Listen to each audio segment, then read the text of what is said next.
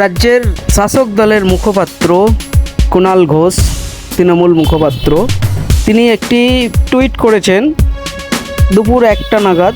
সেই টুইটে লেখা আছে ভয়ঙ্কর এবং আশ্চর্যজনক একটি ঘটনা, যেখানে তিনি উল্লেখ করেছেন রাজ্যের বিজেপির একজন গুরুত্বপূর্ণ পদাধিকারীর আত্মীয়দের হঠাৎ করে ধন সম্পত্তি বেড়ে ওঠার গল্প।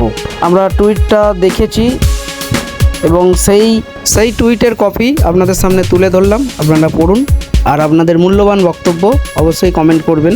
আমরা দেখেছি রাজ্যের একাধিক নেতা নেত্রীর বাড়ি থেকে বহু টাকা সম্পত্তি উদ্ধার হয়েছে, ইডি উদ্ধার করেছে, এটা নতুন কিছু নয়। আপনারা কোটি কোটি টাকার পাহাড় দেখেছেন, এটা নতুন ব্যাপার, ঘটনা নয়।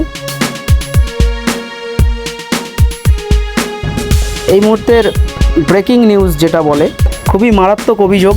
তিনি অনেক জায়গায় ইমেলও করেছেন, খবর দিয়েছেন, খবর পাঠিয়েছেন, যা সত্যতা নিয়ে তদন্ত হওয়ার প্রয়োজন বলে তিনি লিখেছেন। হঠাৎ করে কেনই বা এত ধন সম্পত্তির মালিক হয়ে গেল বিজেপি নেতার আত্মীয় পরিজনেরা, সেই নিয়ে তিনি সংশয় প্রকাশ করেছেন যে এর তদন্ত হওয়া উচিত। তদন্ত যদি সঠিক হয়, খবর যদি ঠিক হয়, তাহলে শাস্তি হওয়ারও দাবি তিনি করেছেন।